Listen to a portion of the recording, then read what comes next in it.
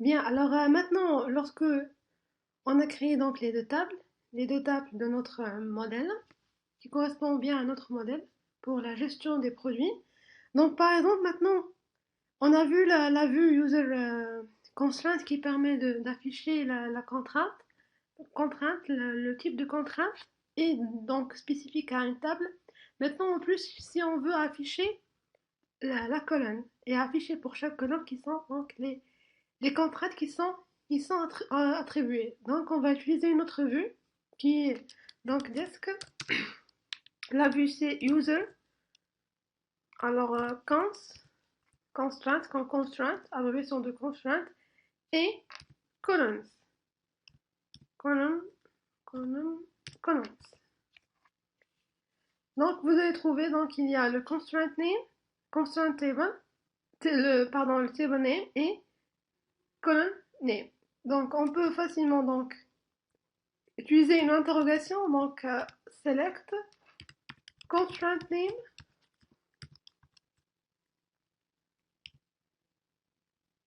et constraint type. Et ce qui nous intéresse, c'est colon name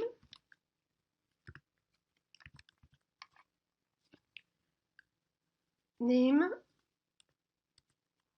Alors from la vue user cons colon,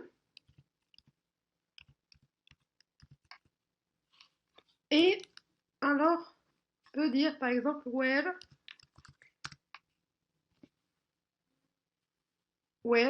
Alors pour les deux tables, seulement pour les deux tables, qu'est-ce qu'on fait? Where. Alors table name, on a maintenant deux, donc on va utiliser in et on va spécifier. Alors in, alors le nom, le premier nom c'est catégorie, virgule, et le deuxième c'est produit.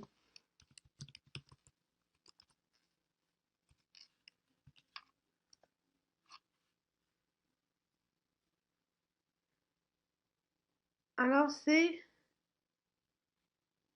Ah oui, donc on n'a pas le constraint type, on a seulement constraint name. Alors, select, alors, constraint name et constraint type. Si on veut afficher constraint type, donc par quoi on va procéder? On va procéder par l'utilisation d'une interrogation qui contient une jointure entre cette vue-là et l'autre vue, le vue user constraint. Alors, from user const colon, where table name in. Donc, et vous remarquez donc, il y a première contrainte sur le nom catégorie, not nul, deuxième contrainte sur num catégorie, et la troisième contrainte sur not nul sur le nom de produit.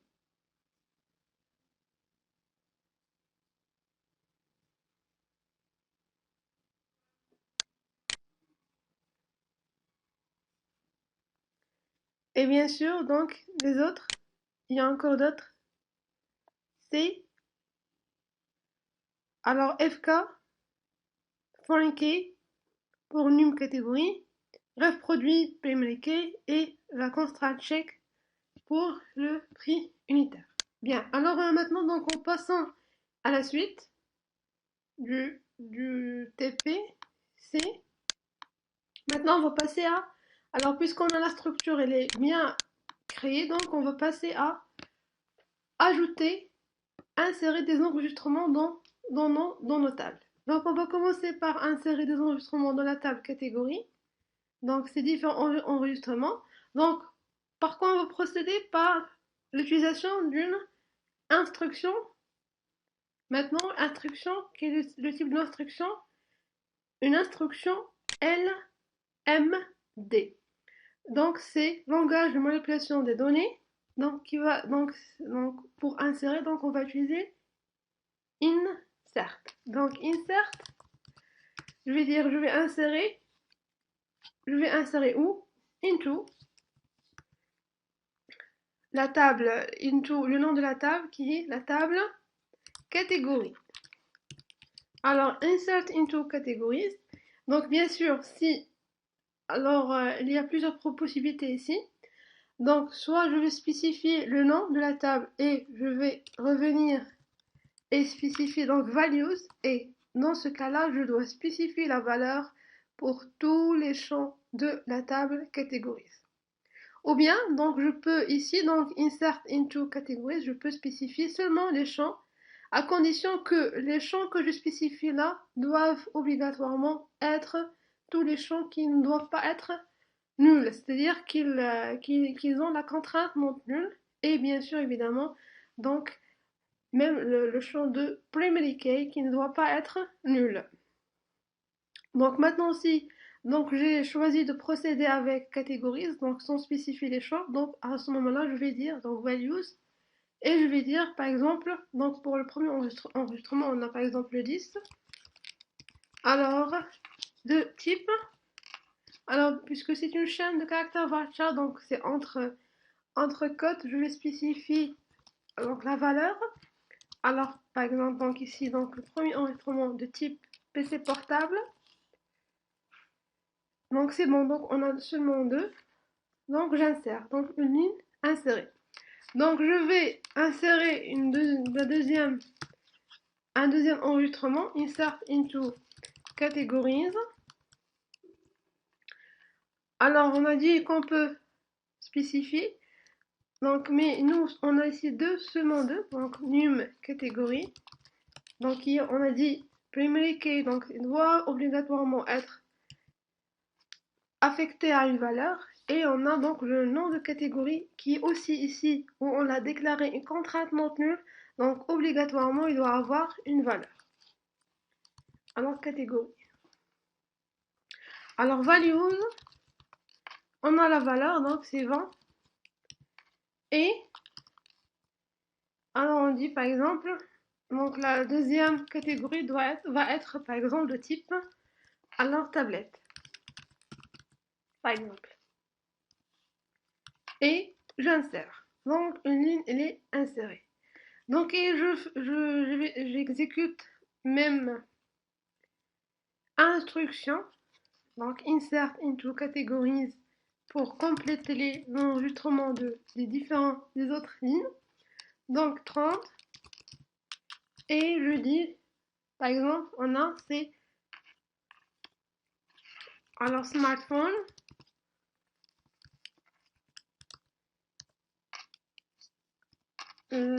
troisième donc il est bien inséré, donc insert into alors categories et donc on a 40 maintenant.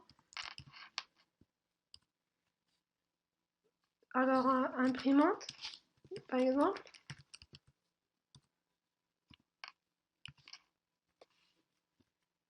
et je spécifie encore des valeurs pour les enregistrements catégories. Donc 50, donc dernière catégorie, donc par exemple disque externe.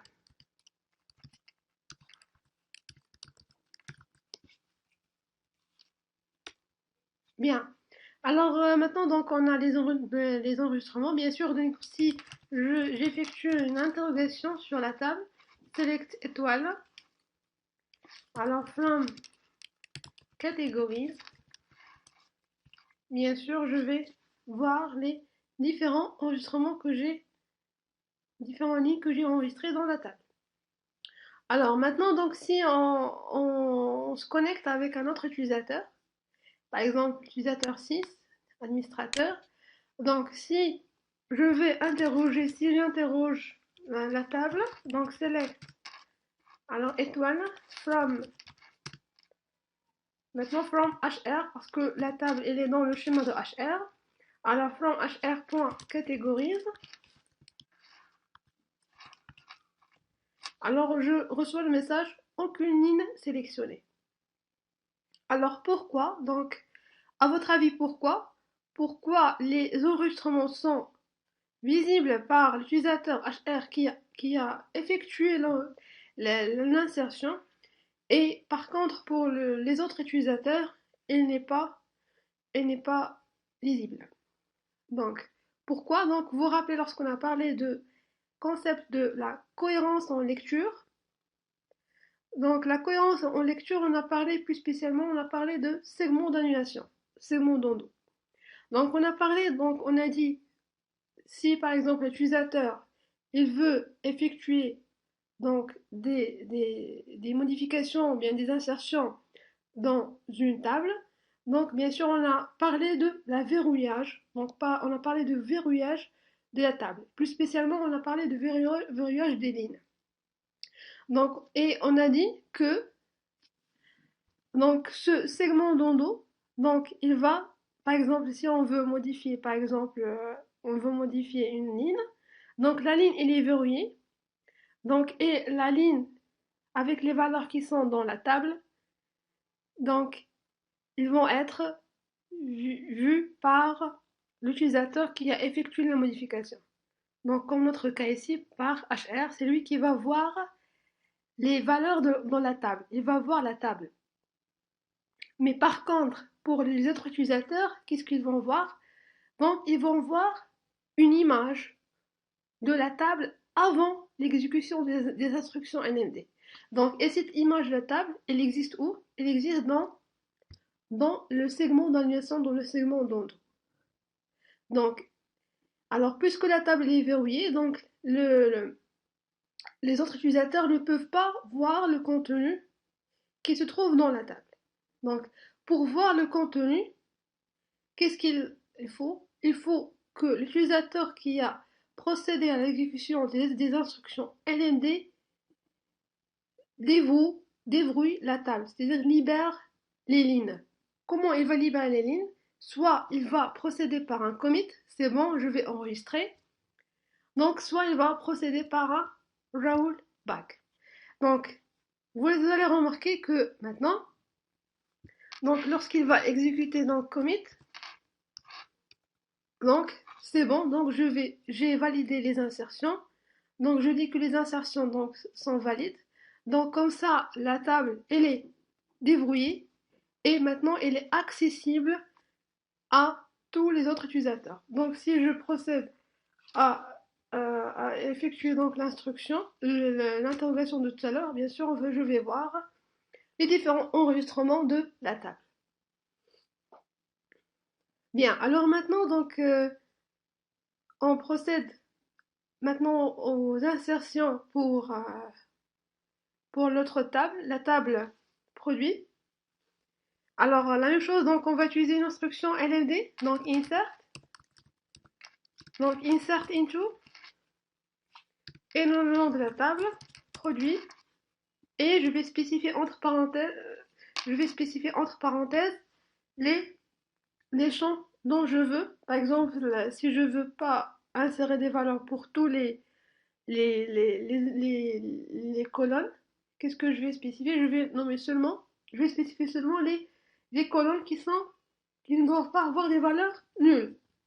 Par exemple, je vais spécifier donc obligatoirement ref produit, valeur pour ref produit, non produit aussi parce qu'il est soumis à une contrainte non nulle, et c'est bon. Et je vais introduire des valeurs. Donc values, donc ref produit, puisqu'on a déclaré comme varchar, par exemple on peut dire donc 0, donc P01 par exemple, et je vais donner un nom, par exemple MacBook Pro, par exemple.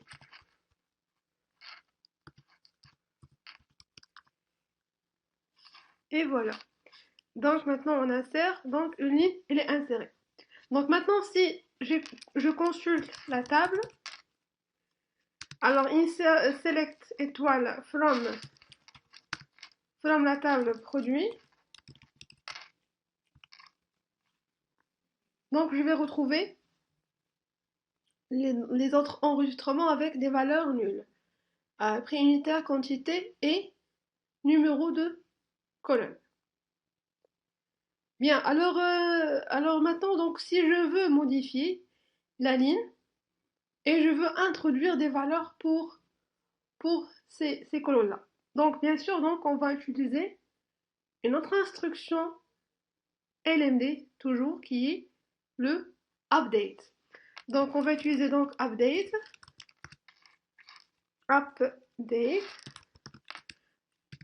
mais je veux modifier quelle table? Je veux modifier au niveau sur quelle table? Au table produit, update produit. Et je veux modifier quelle colonne? Donc 7. Je veux modifier à la fois, alors quantité, je veux lui attribuer une valeur, la valeur 10, virgule, je veux, alors ici c'est quantité produit, donc il faut respecter les noms des colonnes qui sont spécifiés dans la table, dans la création de la table. Alors cette quantité produit 10 et alors prix unitaire, hein, par exemple 15 000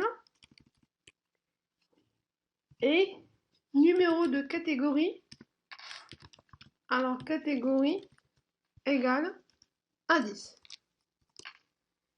Alors mais donc cette modification je vais l'effectuer au niveau de la ligne où la référence de produit égale à P01. Alors where refprod égale à P01.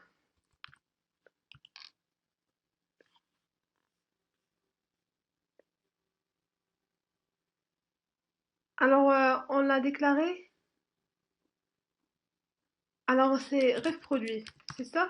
Alors desk, alors produit. Oui, on a déclaré ref produit. Alors update, produit, set, where, ref produit, égale à P01. Alors maintenant, si je consulte select étoile from produit, je vais voir donc les valeurs que j'ai attribuées. Bien, donc je vais procéder maintenant par l'utilisation du insert into pour compléter l'insertion des autres lignes. Donc insert into, donc produit,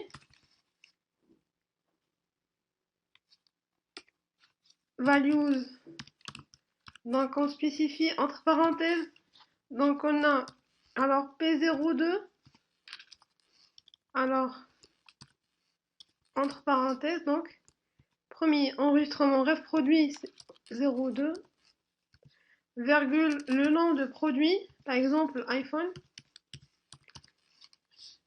la quantité par exemple 50 et le prix par exemple 5000 et donc la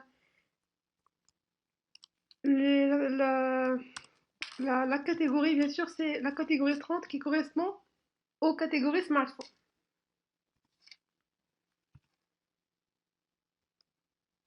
Donc la même chose pour insérer les autres. Donc ici donc je modifie seulement donc c'est 0,3. Alors pour passer vite, on a donc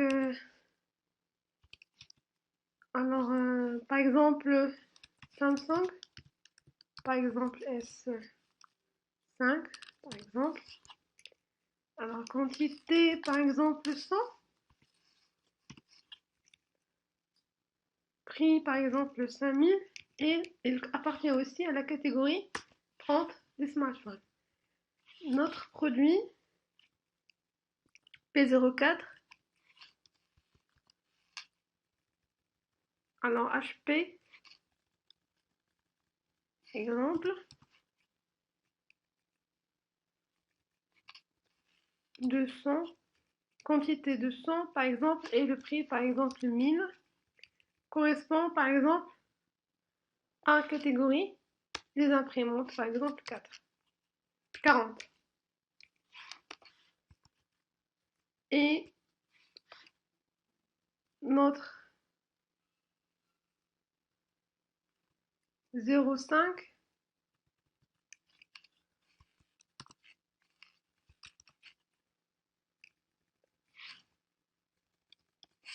alors par exemple Apple catégorie donc quantité par exemple 30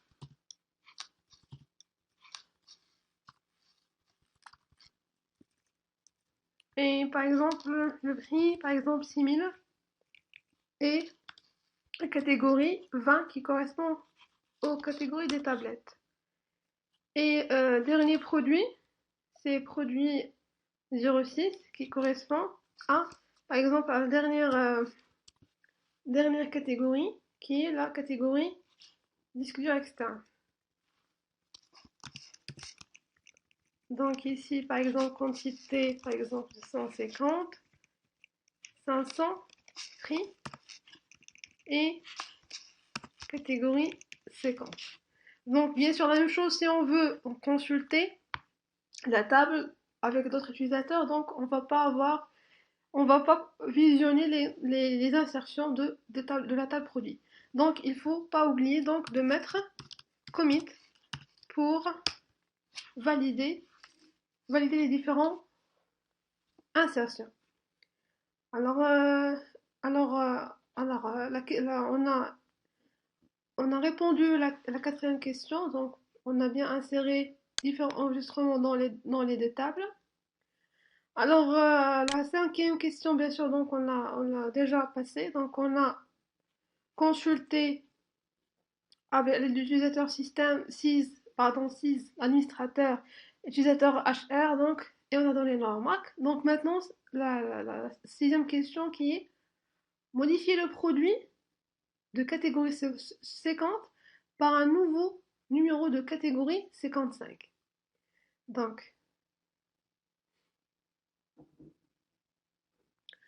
Donc ici, je veux modifier le numéro de catégorie dans la table produit. Alors avec un nouveau numéro de catégorie de 55. Donc bien sûr, donc pour modifier, on va utiliser une instruction LMD toujours, qui est le update. Alors update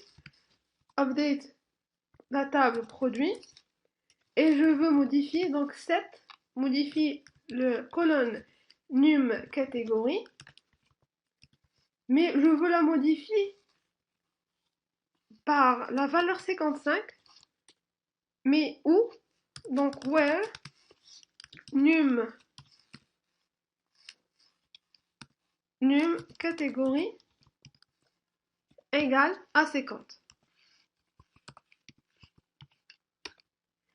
Donc vous voyez donc là le message d'erreur. Donc violation de contrainte d'intégrité ici. Donc pourquoi on ne peut pas, et vous remarquez ici donc les parents introuvables. Pourquoi on ne peut pas insérer, pourquoi on ne peut pas modifier donc la valeur numéro 50, numéro catégorie 50 dans la table produit avec le numéro 55. Pourquoi?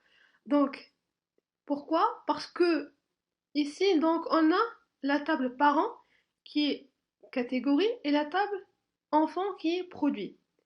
Et on a le numéro catégorie dans la table parent. Bien sûr, il est associé, relié par une clé étrangère, foreign key, avec la table produit. C'est-à-dire que cette liaison va permettre d'assurer que les différentes valeurs qui sont associées dans la colonne clé étrangère dans la table enfant doit obligatoirement correspondre aux valeurs qui sont dans la table parent. Donc ici, donc la valeur 55 n'existe pas dans la table parent.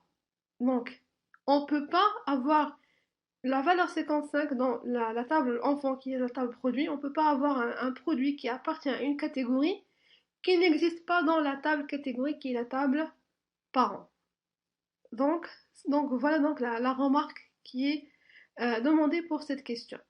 Alors, maintenant, si on veut supprimer, donc si on veut supprimer la ligne 50, donc je veux supprimer la catégorie de numéro 50.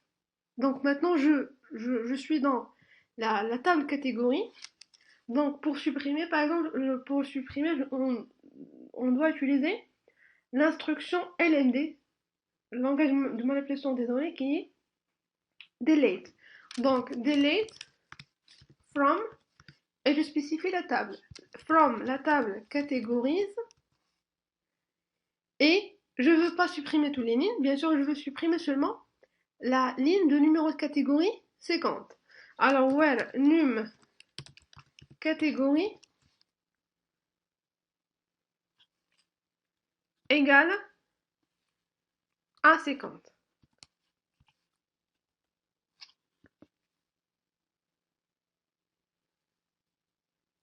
Alors ici donc where, alors delete from catégorie, where num catégorie égale à 50.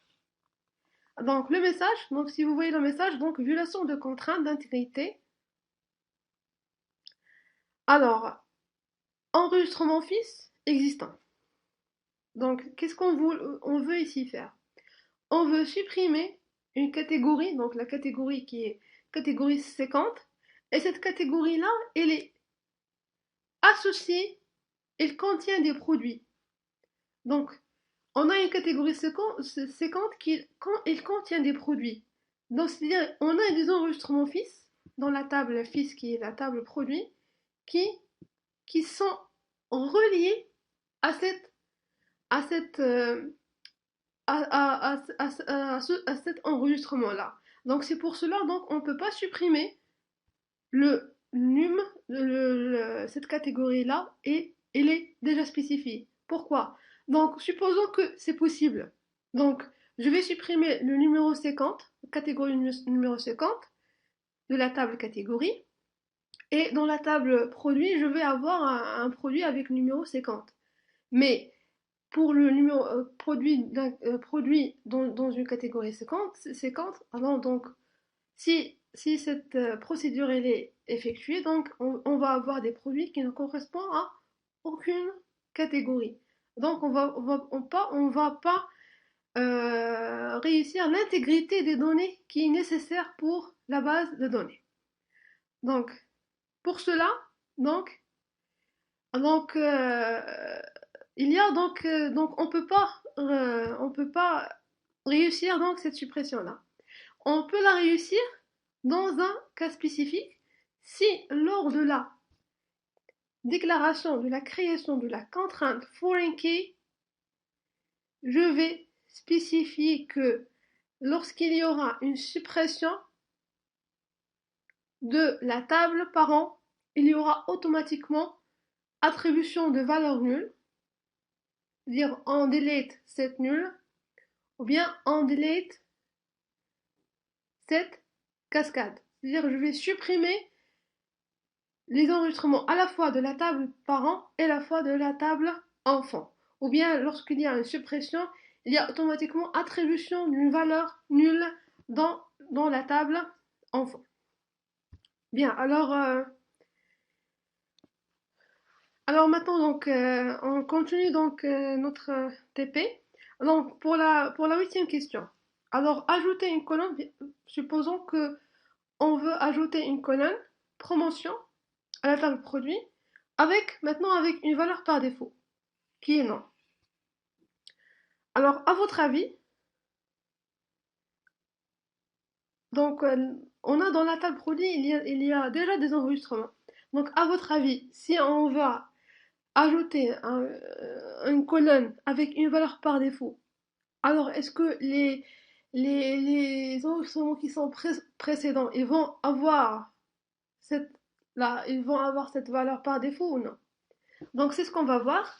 Donc tout d'abord, donc pour ajouter un champ à la structure de stockage à la table, bien sûr, on va utiliser maintenant une instruction LDD, qui est le alter. Alors, alter table, le nom de la table qui est produit, et je vais ajouter, donc c'est add, et je vais dire donc le nom de la colonne qui est promotion, alors qui est de type varchar, alors de taille par exemple 10, et je vais dire que c'est une valeur par défaut, alors default. Et je vais spécifier la valeur par défaut de cette colonne-là, qui est non. Alors bien sûr, donc pour la valeur default, soit on va la spécifier ici, soit on peut la spécifier directement dans, si on, par exemple on spécifie cette promotion, donc la colonne promotion à la création de la table par create table, donc on peut par la même chose spécifier donc la valeur par défaut.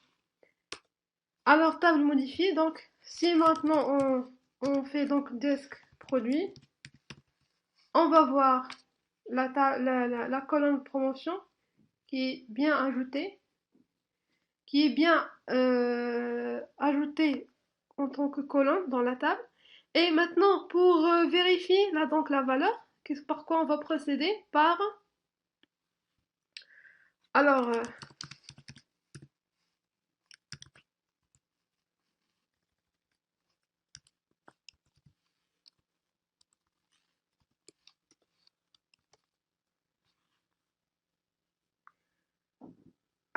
ici, donc par quoi on va procéder? On va procéder par... euh, alors, une interrogation, bien sûr. Donc, select. Alors, select étoile. Alors, from produit.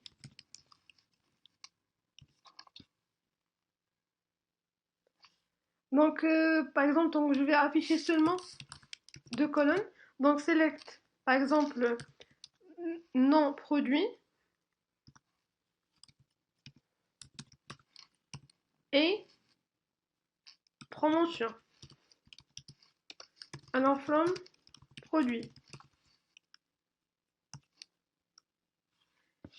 Alors, qu'est-ce que vous remarquez? Donc, vous remarquez que lorsqu'on va ajouter une colonne dans une table, et la table, elle a contient déjà des enregistrements, et lorsque je spécifie une valeur par défaut à cette colonne-là, donc cette valeur par défaut, elle va être attribuée à tous les enregistrements qui existent déjà dans la table. Donc la question ici, par exemple, si je prends cette valeur-là et je la modifie, c'est-à-dire je vais la modifier par la valeur, par exemple, yes. Donc est-ce que la valeur va être changée pour tous les enregistrements, ou bien cette valeur-là va être attribuée pour les prochains enregistrements. Donc, par quoi on va procéder? Alors, pour modifier la valeur par défaut, donc on va procéder à l'utilisation de la même instruction, l'instruction LDD qui est le alter. Alors, alter table. Donc, alter table, qu'est-ce que je vais, quelle table? Donc, la table produit. Alors, maintenant, je vais modifier, donc modify. Je vais modifier le champ promotion. Alors, default, je vais modifier donc default, la valeur default, par yes. Donc, la table, elle est modifiée. Donc, maintenant, donc lorsque je vais interroger, donc, select, alors bien sûr, donc, la valeur ancienne, donc, il existe, il n'y a pas de modification. Par contre, donc, si je veux, par exemple, insérer, donc, insert into, alors, produit, alors, je vais, donc, ref produit, alors, ref produit, et non produit,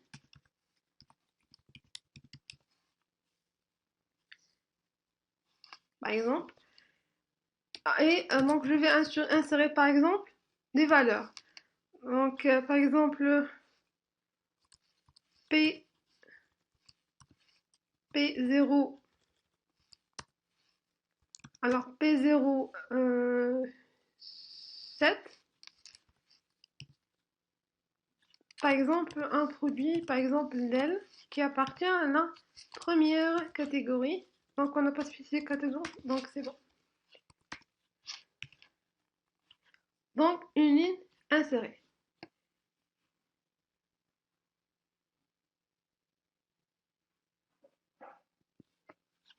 Alors select.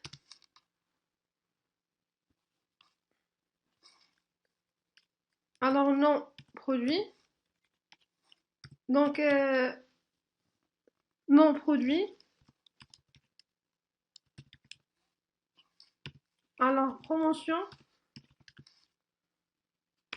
Alors from produit. Alors vous remarquez que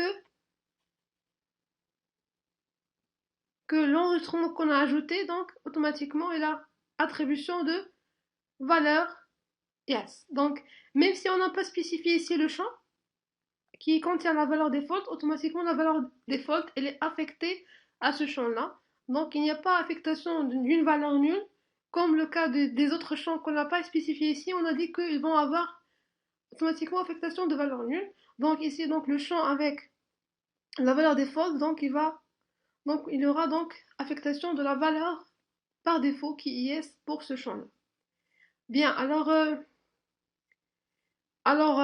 maintenant on va passer à maîtriser un peu les interrogations possibles donc pour interroger donc puisque maintenant c'est bon la structure elle est bien créée donc les enregistrements sont bien enregistrés dans les tables donc ce qui nous reste c'est d'interroger donc ces tables là.